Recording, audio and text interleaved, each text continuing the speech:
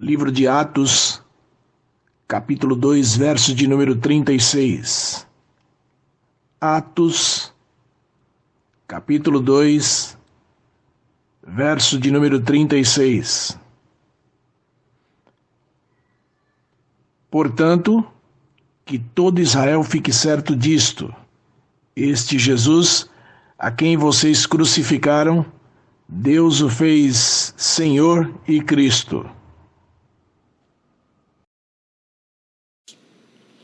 Eu quero ministrar ao meu e ao seu coração sobre o seguinte tema: a igreja testemunhando. É o que Pedro e os apóstolos fazem naquele momento. Eles testemunham de Cristo. Eles falam a respeito de Cristo. Eles anunciam a Cristo. Cristo é quem dá sentido, é quem dá vida, é quem norteia, é quem dirige a igreja. E a igreja do Senhor precisa compreender isso e testemunhar de Cristo, porque quando a igreja testemunha, pessoas ouvem Cristo, pessoas são alcançadas por Cristo, pessoas são libertas por Cristo, pessoas são confrontadas a tomar uma posição ao lado de Cristo. O primeiro ponto de nossa mensagem é o que haveria acontecido, o Espírito foi derramado. E eu quero chamar a sua atenção à leitura dos versos 15 a 17. Diz: esses homens não estão bêbados, como vocês estão pensando, porque são apenas 9 horas da manhã. Mas o que está acontecendo é o que foi dito pelo profeta Joel. E acontecerá que nos últimos dias, diz Deus, derramarei o meu espírito sobre toda a humanidade. Os filhos e as filhas de vocês profetizarão. Os jovens terão visões e os velhos sonharão. Até sobre os meus servos e sobre as minhas servas derramarei o meu espírito naqueles dias e profetizarão. Que Deus, nos nossos corações, eu li até o verso 18, possa nos abençoar com essa verdade. Essa verdade é uma verdade que vai elucidar a mente daquelas pessoas que olham os discípulos cheios do Espírito Santo, falando outros idiomas, e dizem: eles estão bêbados. Eles estão bêbados, não é normal isso. E Pedro diz: olha, eles estão bêbados. São 9 horas da manhã, o judeu não pode beber de manhã. E é uma prática normal e comum. O que está acontecendo, Pedro está dizendo que é o cumprimento das Escrituras Sagradas. É o que está acontecendo. As Escrituras Sagradas estão se cumprindo. E o que está se cumprindo é o que Joel disse. E ele cita de forma bem clara o que Joel disse. Ele diz sobre alguns dons espirituais aqui. Ele diz sobre os dons de visões, sonhos e profecia. Ele diz assim: os seus jovens terão visões, os seus velhos sonharão, e os seus servos irão profetizar. E todos esses 3 aspectos são relacionados à pregação ou a testemunho da palavra de Deus, da verdade de Deus, da verdade do Evangelho. Visões, sonhos e profecias é relacionado à pregação. Recebereis poder ao descer sobre vós o Espírito Santo e sereis minhas testemunhas. Era isso que estava se cumprindo. Era ser testemunhas de Deus, entendendo que a Escritura está sendo cumprida. O Espírito Santo vai ser derramado. Naquele momento estava sendo derramado. E ali ele diz que é derramado sobre os vossos filhos e sobre as vossas filhas. Não há mais distinção de classes. Não há mais separação onde mulher não é contada. O Espírito Santo vai ser derramado sobre os homens e sobre as mulheres. E os jovens vão ter visões. Jovem é, na IPB, até 35 anos. Quem é jovem aqui, por favor? Adriano, por favor, meu filho. Pronto. Tem alguns que eu limitei, né? Até 35. Você pode ter até a mente jovem, né? Só. Mas eu já vi Adriano com uma camisa que denuncia. Eu não lembro exatamente o que tinha na camisa, mas era relacionado ao ano 1977. Então aí denuncia a idade dele, né? E também a careca. Denuncia. Porque uma coisa da velhice é a queda de cabelo. Eu que o diga. Mas ele diz que os jovens terão visões. Sabe, irmãos? Ali a Escritura estava se cumprindo e isso vai acontecer até a volta de Cristo. Eu creio nos dons espirituais, na contemporaneidade dos dons. E o que tem mais nos nossos dias é jovem cansado. Não tem nem visão de vida e nem de futuro. O que você quer ser daqui a um ano? Nem visão normal de futuro. Daqui a 5 anos. 5 anos? Nem sei se eu estou vivo lá. Não tem nem visão. Cansado. E antigamente ninguém perguntava, daqui a 10, era 5 não, era 10 anos, como você se enxerga? Nem visão humana comum. Os jovens não têm mais. Cansado. Geração Nutella. Precisa mudar isso em nome de Jesus. Porque lá se cumpriu a palavra de Deus e nós já vivemos o cumprimento. E sem dizer das questões espirituais. Visões espirituais. Do reino de Deus, das coisas de Deus. Meu Deus. Isso é um alerta que a igreja precisa ser dirigida mais pelo Espírito Santo e menos pelos desejos humanos e carnais. A igreja precisa buscar mais Deus. Mas aí, o texto diz que os velhos sonharão. Os velhos sonharão. Raramente se vê um velho sonhando, humanamente e espiritualmente. Humanamente, muitas pessoas idosas penduraram a chuteira, então não sonha mais nada. Aí se você perguntar o que você quer ser daqui a 2 anos, como você se enxerga, eu me enxergo aí tomando remédio para artrite, reumatismo, e aí vai. Os parentes não têm sonhos nem para a sua própria vida. A palavra de Deus nos ensina, e João ficando feliz, olha, ele riu, porque aí vai comprar lá na farmácia do João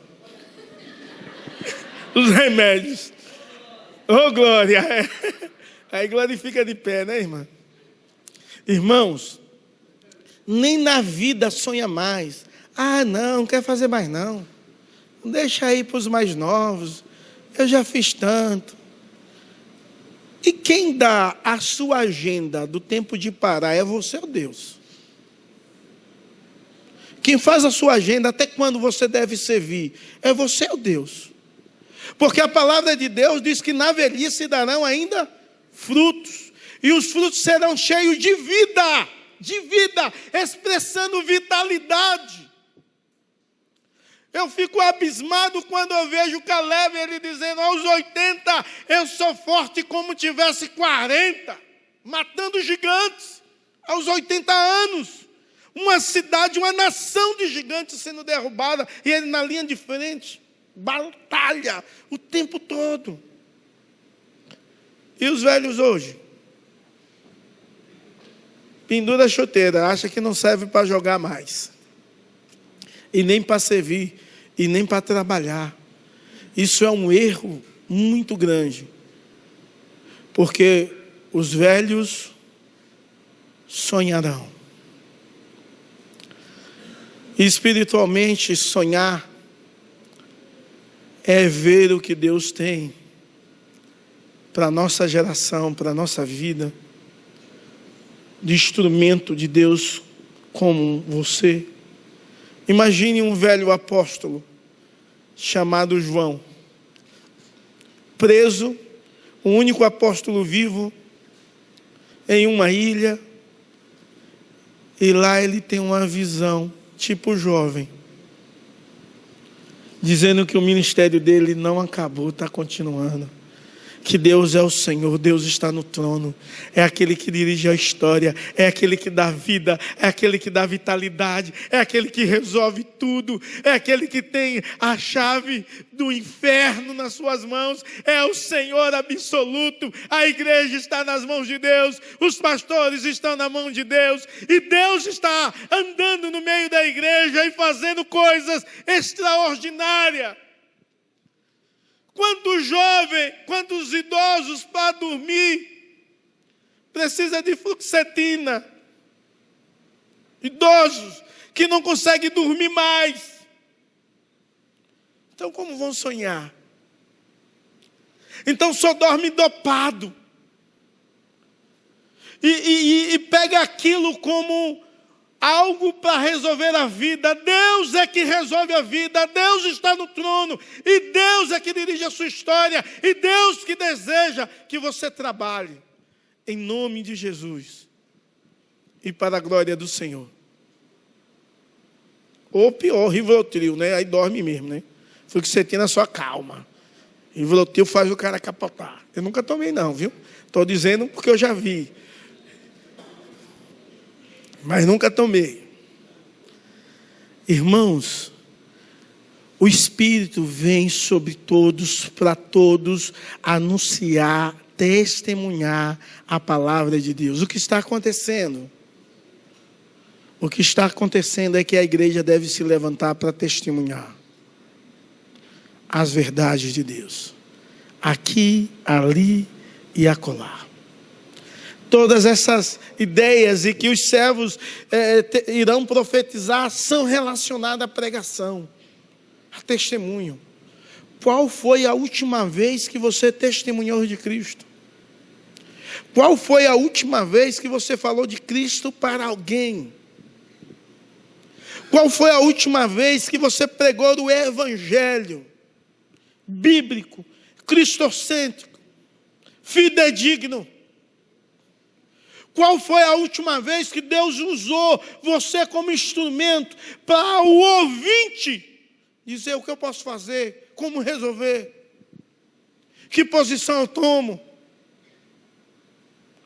A igreja dos nossos dias é uma igreja medrosa. Medrosa. Spurgeon, falando com alguns pregadores, alunos de seminário, ele disse que via a pregação como um leão enjaulado. Que alguns querem defender o leão, mas ele não precisa de defesa, ele precisa ser solto. Precisamos anunciar e testemunhar a palavra de Deus, que é como um leão,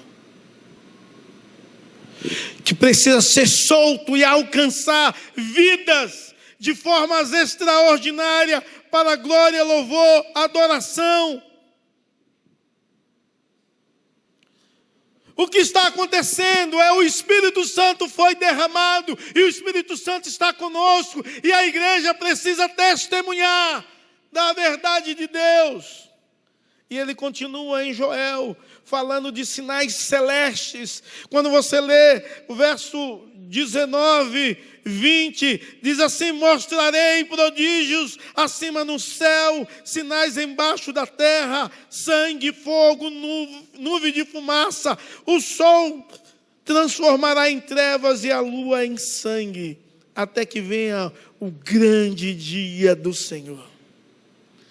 Ele agora está expandindo o que aconteceu naquele momento até o grande dia do Senhor, a volta de Cristo. E citando os sinais que irão acontecer antes daquele grande dia, para que a igreja do Senhor Jesus Cristo possa entender que foi inaugurado um novo tempo, um novo período, para que a igreja possa entender e compreender e viver sendo dirigida pelo Espírito Santo, de forma extraordinária, compreendendo que Deus iniciou algo que irá acabar no grande dia, na sua volta, triunfante. A igreja precisa testemunhar, porque o que já aconteceu é o Espírito Santo está entre nós, te enchendo, te capacitando da verdade de Deus e dos princípios de Deus. Em segundo lugar, como havia acontecido, Jesus estava vivo. E dos versos 22 ao 35, ele vai falar sobre Jesus vivo, de forma bem clara. Jesus está vivo. E ele diz que Jesus está vivo, ele chama a atenção. Opa, eu não passei. Opa. E ele chama a atenção, a sua primeira prova, a pessoa de Cristo. Verso 22, ele diz assim: israelitas, escute o que eu vou dizer. Jesus o Nazareno, homem aprovado por Deus diante de vocês, com milagres, prodígios, sinais, os quais o próprio Deus realizou entre vocês, por meio dele, como vocês mesmos sabem. Verso 23. A este, conforme o plano determinado e a presciência de Deus, vocês mataram, crucificando por meio de homens maus. 24. Porém, Deus o ressuscitou, livrando da agonia da morte, porque não era possível que fosse retido por ela. Ele levanta a primeira prova. É que Cristo está vivo, ele ressuscitou, e a primeira prova que ele faz uma refutação ao povo, dizendo assim: senhores israelitas, vocês conheceram Jesus, vocês viram o que ele fez. Ele curou enfermos, ele curou cegos, paralíticos, ressuscitou mortos. Você acha que como era toda a Judeia, todo Israel ouviam falar a respeito de Jesus? Aqui era 50 dias depois da ressurreição de Cristo. Todo mundo ouviram. Alguns falavam mal, diziam: ele não ressuscitou não, foi os discípulos que roubaram o corpo dele. Mas outros diziam: será se foi mesmo? Aquele homem pregava de uma forma incomum, ele curava enfermos, ele fez milagres extraordinários, multidões o seguiam e eram abençoadas por Deus, pela pregação e pelo dom de cura na vida dele. O foco principal da igreja é proclamar que Cristo é o Messias. E devemos continuar pregando que Cristo é o Senhor, é o enviado de Deus, é aquele que restaura. Devemos continuar ministrando a morte de Jesus. Devemos dizer que não só aqueles homens, mas você é um dos culpados, porque Cristo morreu para que você tivesse vida, e vida nele. Ele morreu para que nele você pudesse ter vida.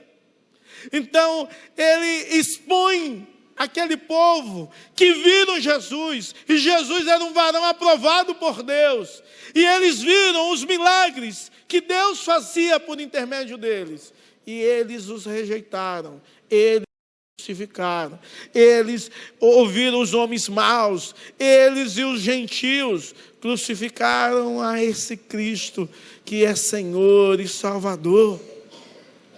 E de forma bem clara, ele começa a dizer que ele vive. E ele diz o verso 5, porque Davi fala a respeito dele, dizendo: eu sempre vi ao Senhor diante de mim, porque Ele está à minha direita, para que eu não seja abalado. Ele cita o Salmo 110 agora, para dizer que que Jesus está à direita de Deus, que Jesus está diante de Deus.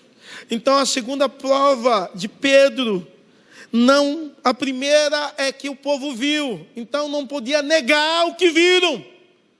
Cristo aprovado por Deus fazendo um milagre. E a segunda, eles não podiam negar o testemunho de Davi. E dos versos 25 ao 31, você vai ver Pedro citando Davi o tempo todo. Pedro vai citar os Salmos 16, 8 ao 11, e também o Salmo 110, falando a respeito de Cristo. Quando você lê o Salmo 16, você vê que ele fala a respeito da ressurreição. A respeito da ressurreição, e Pedro diz: o túmulo de Davi vocês conhecem. Ele não estava falando dele mesmo. Ele estava falando de um outro. Eles estavam falando de Jesus. Então a segunda prova para testemunhar que Cristo vive, que Ele ressuscitou, ele usa a prova da profecia de Davi. Era uma prova relacionada a Cristo. Ele usa também a prova de todos os crentes. E ali naquele momento eram 120 pessoas que testemunharam a respeito da ressurreição de Cristo, que viveram com Cristo 40 dias, que ouviram e andaram com Cristo durante 40 dias, e não só daqueles 120, mas mais de 5.000 homens e mulheres viram e testemunharam a ressurreição. Eu quero chamar a sua atenção somente um verso, o verso 33, que diz: exaltado, pois, à direita de Deus, tendo recebido do Pai a promessa do Espírito Santo, derramou isso que vocês estão vendo e ouvindo. Esse Jesus ressuscitou, e Ele enviou o Espírito Santo. E agora não só esses que viram e andaram com Ele ressurreto, podem testemunhar deles, mas vocês, porque vocês estão vendo e ouvindo o Espírito Santo falar a vossos corações. Sabe, irmãos, ele pega mais uma quarta prova para falar da vida de Jesus Cristo, da ressurreição de Cristo. E a prova é a prova do Espírito Santo. Porque Davi não subiu ao céu, mas ele mesmo afirma, verso 34, diz o Senhor ao meu Senhor: senta-se à minha direita, até que eu ponha os seus inimigos debaixo dos seus pés. Cara, ele está ensinando que Cristo está vivo. Você crê que Cristo está vivo? Crê que Cristo está vivo? Por que não testemunha? Se Ele está vivo, Ele tem poder para curar, para ressuscitar, para abrir portas, para transformar a vida. Por que você não testemunha? E não prega sobre esse poder de Deus, que transforma, que cura, que liberta. Sabe, irmãos, a igreja dos nossos dias é uma igreja que vive de blá, blá, blá, mas não experimenta o poder de Deus e não acredita no poder de Cristo, do nome de Jesus, porque a autoridade está no nome de Jesus. Quando eles foram batizados, sejam batizados em nome de Jesus. Isso ratificava a autoridade daquela igreja. Se você crê, por que você não ora quando alguém está doente na sua casa? Aí você diz bem assim: pastor, eu não posso levar no médico? Pode. Mas você não pode orar antes, não? Você não pode acreditar, não? Você não pode pegar a alegria quando você está triste do Espírito Santo em sua vida. Porque quem crê que Ele está vivo, crê que Ele está aqui. Aonde você vai, Ele vai. Ele está com você. Há uma autoridade da igreja em nome de Jesus. E acredita nessa autoridade. Porque se nós acreditamos que Ele está vivo, mas limitamos a manifestação do agir de Deus, não acreditamos. Se Ele está vivo e agindo, vamos orar. Vamos orar para alguém que está desenganado, vamos. E se morrer, Deus quis que morresse. Mas Ele pode curar. Ele pode transformar. Ele pode restaurar. E porque Ele pode, você deve orar. Meu casamento não tem jeito. Alguém diz a você. Você pode dizer, vamos orar. Porque já existe um Jesus que conserta tudo. Que tem poder no céu, na terra e debaixo da terra. E já fez isso em muitas vidas, em muitos casamentos. Pode fazer na sua. Ele transforma um prostituto em um homem digno. Ele transforma um ladrão em um homem honesto. Ele traz o amor. Ele está vivo. Ele está entre nós. Ele anda no meio da igreja. Ele está dentro de nós. E Ele deseja operar através de nós. A igreja precisa testemunhar que Cristo está vivo, porque Ele ressuscitou, Ele vive. As Escrituras falavam isso. Os judeus acreditavam que Davi dizia a verdade. As palavras proféticas de Davi estavam se cumprindo. E a igreja do Senhor Jesus Cristo, que entende, que sente, que experimentou da graça de Deus, do poder de Deus, da manifestação miraculosa, graciosa, amorosa do Senhor, por que não vive e acredita que Cristo vive? Ele vive. Ele está entre nós. Ele está em você. Aqueles homens acreditaram que Cristo estava vivo por causa do testemunho das Escrituras. Se você acredita, testemunha Cristo. Nós temos muitas provas de que Cristo vive. Você já experimentou de Cristo. Você pode testemunhar dos milagres e da ação de Deus na sua vida. Quantas vezes Deus manifestou poder e graça. Quantas vezes Deus te surpreendeu. Mas muitas vezes nós esquecemos que devemos buscar em primeiro lugar o reino de Deus e a sua justiça, e as demais coisas vos serão acrescentadas. Então nós ficamos atarefados nesse mundo e com as coisas do mundo, e esquecemos do reino de Deus. Esquecemos que Deus está vivo, que Deus nos chamou, que Deus nos comissionou para uma grande obra de testemunharmos. E não fazemos isso. E depois nos queixamos. Deus, porque o Senhor nos abençoa. E o Senhor diz bem assim, porque você está preocupado com coisas das quais você não deveria estar preocupado. Eu sou o seu provedor. Eu provenho alimentos para os pássaros. Os lírios veste bem. Eu sou o seu Senhor. Busque em primeiro lugar o meu reino e a minha justiça. E o que você está precisando, eu irei acrescentar. Sabe, isso são verdades de Jesus, mas nós somos inquietos e preocupados com tanta coisa e esquecemos da missão que Deus nos confiou. Porque havia acontecido essas coisas. Porque o Espírito tinha de descer e porque Cristo tinha de ressuscitar. Por quê? Para que os perdidos pudessem ser salvos. Para que pessoas pudessem ser alcançadas. Por que Deus te chamou? Para esse mesmo propósito. Para que pessoas possam ser salvas pelo seu testemunho, pela sua pregação. E quando nós pregamos, a pregação tem de envolver arrependimento, transformação, mudança, porque nós já experimentamos e continuamos experimentando transformação em nossas vidas, mudanças extraordinárias, das quais Deus tem operado, mas é necessário ter um compromisso com Deus.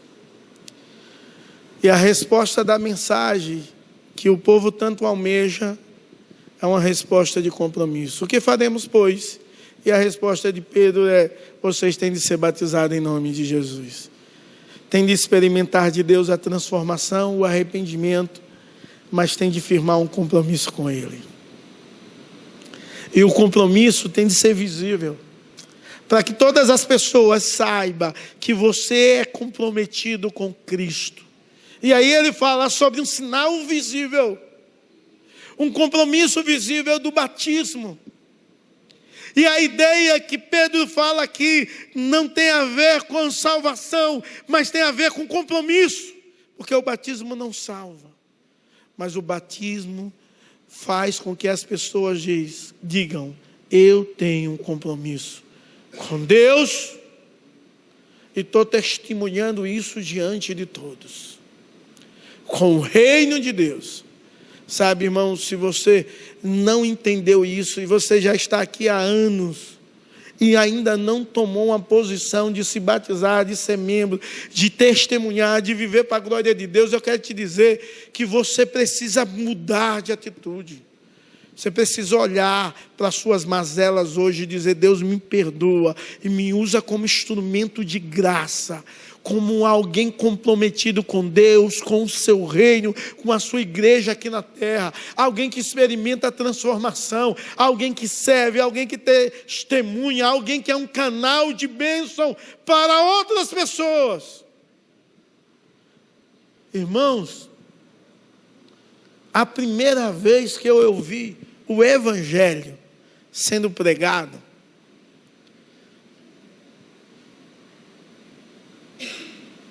foi em uma escola dominical. A primeira vez. Eu era criança. Mas já tinha ido na igreja umas 5 vezes com um presbítero que morava lá na rua da minha mãe. Não mora mais hoje, lá em Estância, Sergipe. O presbítero era chatão, velho. Era enjoado, mas de vez em quando ele fazia umas gracinhas, né? E as gracinhas dele eram assim: chamar os meninos da rua e diz: ó, quem for hoje para a igreja eu vou dar bala e chocolate aí, meu irmão. O incentivo era pesado, né? E aí a gente ia.